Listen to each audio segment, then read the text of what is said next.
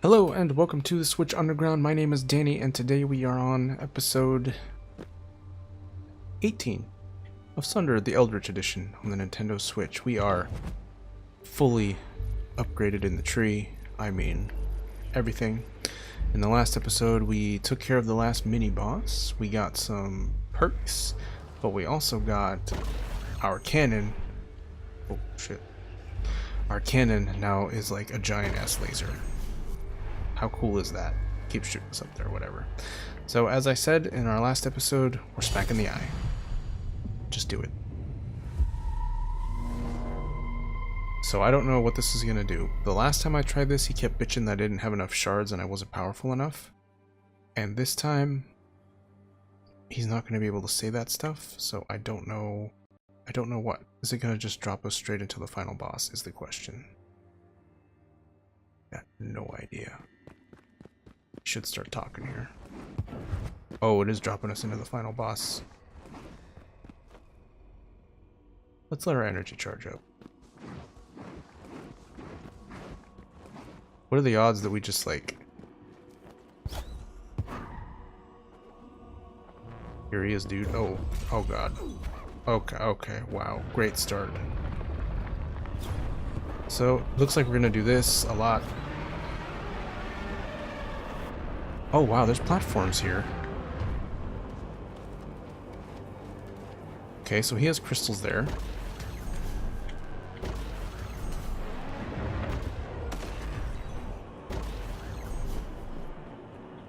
I didn't notice these platforms before. So I want to see if this cannon... Oh... I think I see the trick now. Can't actually get hit back here.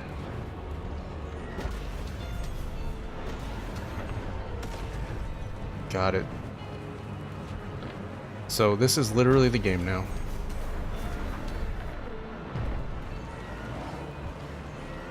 Are you serious? Oh, I have no cannon ammo. Shit. Now I gotta get in there. Okay. Okay, so what's the play? So we wait for those dudes to pass, right? And we get up there. We start whacking away at something. Problem is...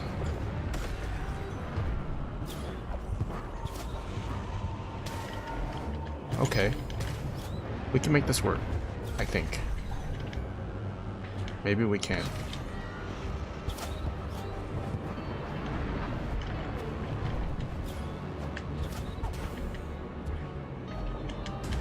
Ah, crap. So he does that. That's not good. Okay, we just need to stay back here. Not get hit.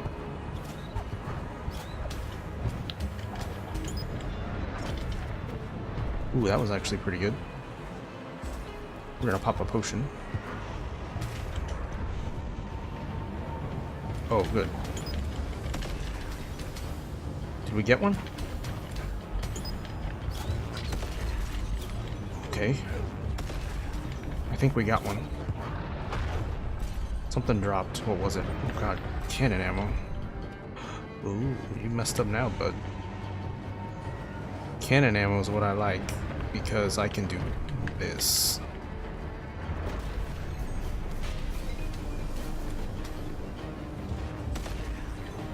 Okay. There's a lot of lasers here. And they hurt a lot. Oh. I do still have cannon ammo. Which is good. So, what are we gonna do?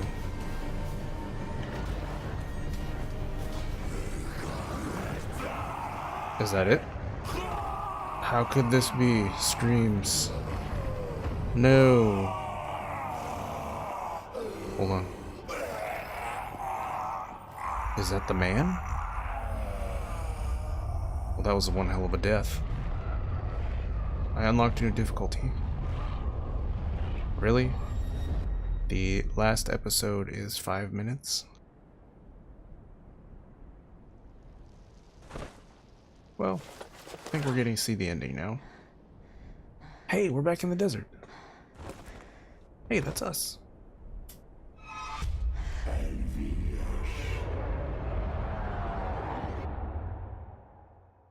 Still alive, dude. We didn't. Or did we? Did we? Is that it? No credits? Roll credits. Well, there was a portal there. I'm wondering if we could have, like, ran into it. I don't know. Well, I guess that is Sundered, the Eldritch Edition on normal mode.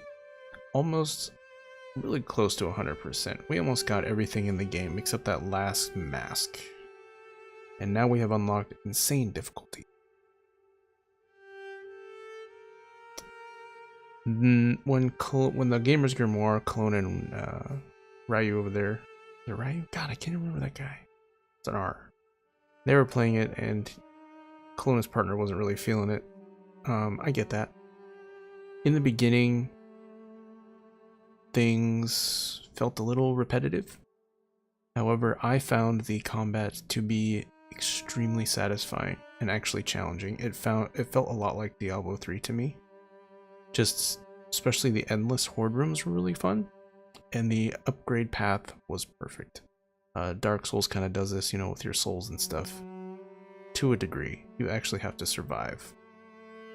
But I loved that every time you died, you made yourself better, so that you could come back harder, better, faster, stronger. You know, Dead Cells tries to do this, but again, just like Dark Souls, with Dead Cells, if you progress a certain amount and you collect some, I guess it's souls and it's cells and Dead Cells, of course.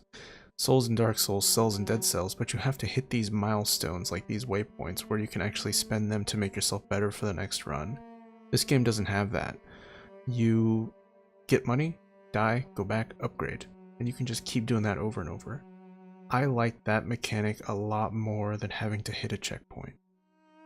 It made me always feel like I was progressing, when in Dark Souls and Dead Cells you can hit a wall, dude, where it's just like you're trying to grind out cells and souls, but you're just maybe stuck on one spot. And then Dark Souls, you lose humanity, but with this it didn't matter. The death didn't matter, and maybe that's a bad thing, especially if you're like super hardcore. Are these all the backers? Holy shit, we're just in the A's? That's crazy, dude. Look at all these people. Anthony squad representing. That's like 5 Anthonys there. It's like 6 Andrews. I don't know if we're going to be able to sit through all these. Can I make this go faster? Well, we got to see if there's any end credits, so we'll just keep talking. I guess we can just break down the game a little bit by certain things. The story was pretty cool. In the end, you have to wonder if the elder guy himself was actually the corrupted Valkyrie, right? Because I mean, I don't think we ever actually fought the dude that like caused all these problems. And maybe I missed some dialogue. It was hard to keep track of like him talking in his little language and then having to read it as well. It would have probably been nice if that was voice acted in English. Maybe it's something you can turn on. But the story itself was pretty neat. I mean, it was kind of engaging in that you made it to those little rooms where you smacked the orbs and it told you more. I really liked that. I really liked the mini boss little things where he would talk about them and stuff and sort of talk to you. I like that.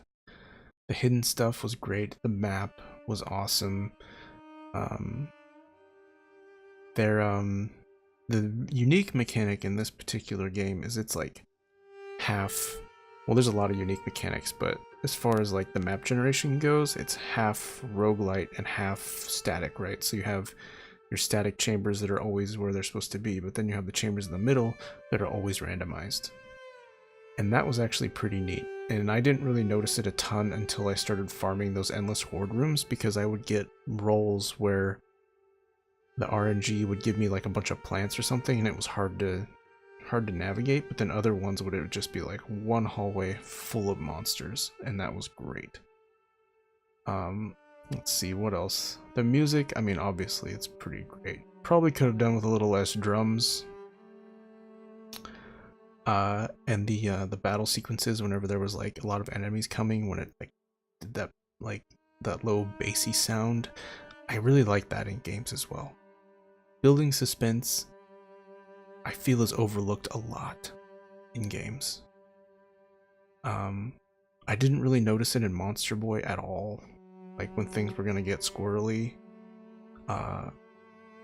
Obviously it's not in Dark Souls, but games that are kind of loosely story driven, that are focused with good audio and music tracks, usually will do stuff like that to build the suspense. I like that a lot. Horror games do it, like Outlast.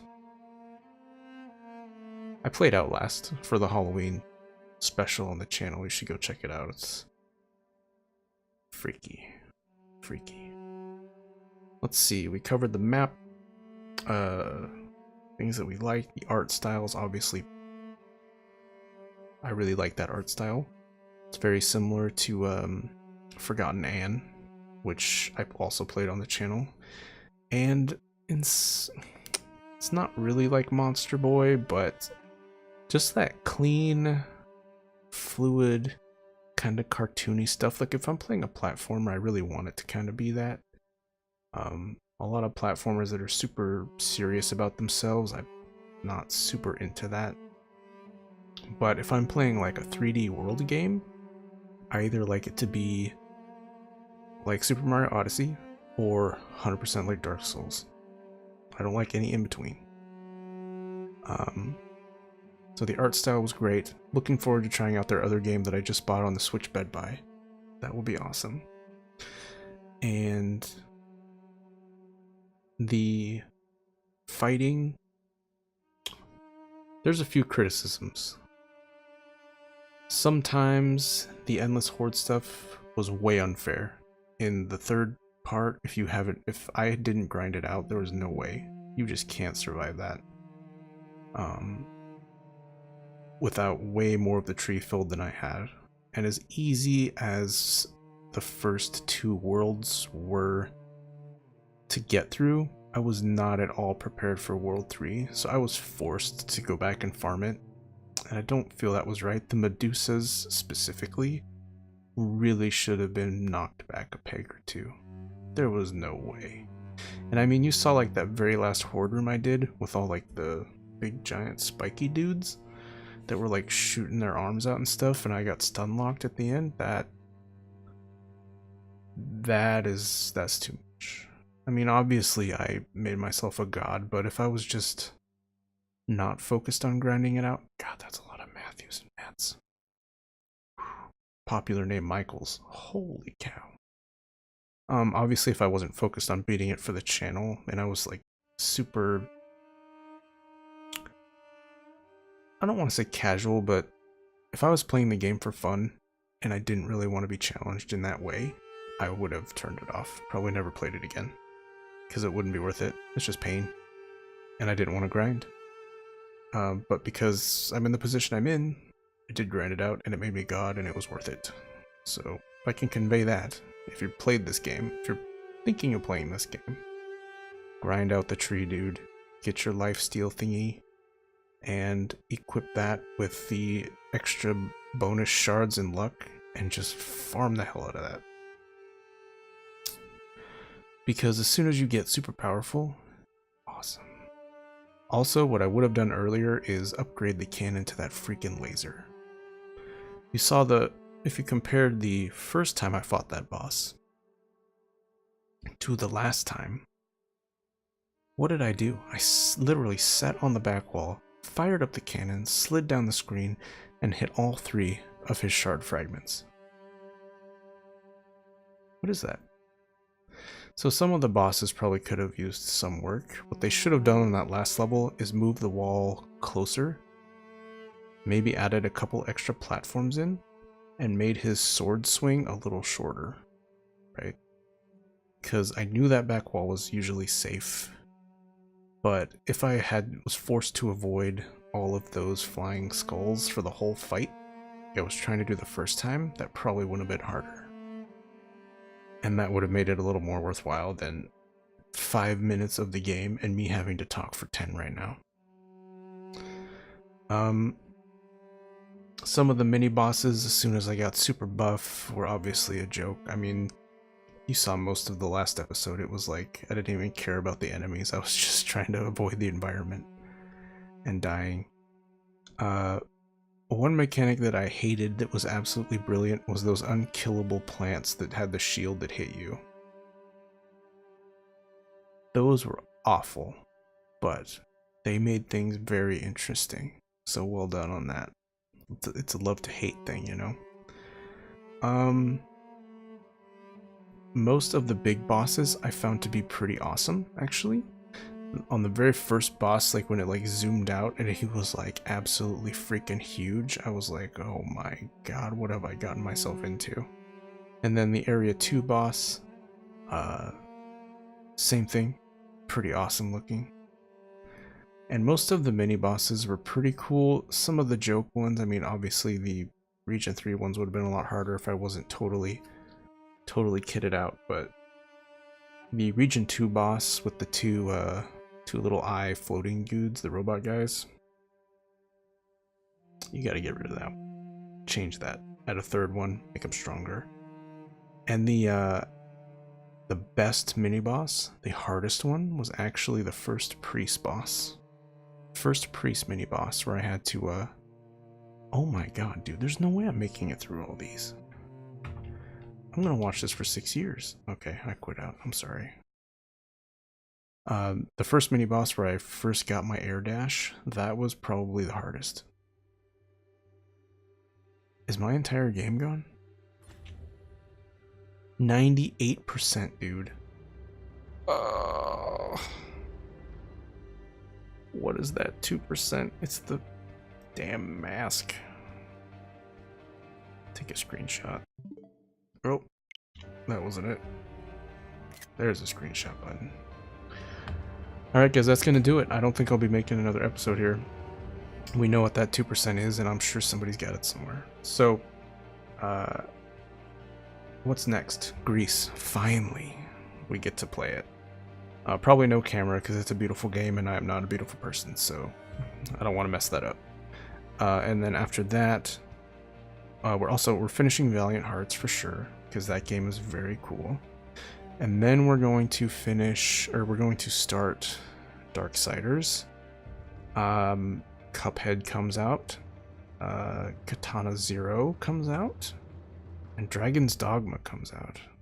The goal is to play Dragon's Dogma on an open basis. The episodes, I don't know how they'll be structured. I mean, obviously there's going to be a lot of running around the world that might not be super great for people. So maybe we just need to get a new question box. I'm not sure. Depends how the tea holds out. But, it's cool, man. It's been a really, really cool year for the channel. I'm going to be able to get some stuff for the wall. I know Thunder Lotus is burning up a store later this year, so we'll be able to get something sundered for the wall back there. And there's, of course, Grease posters and Valiant Hearts posters to get.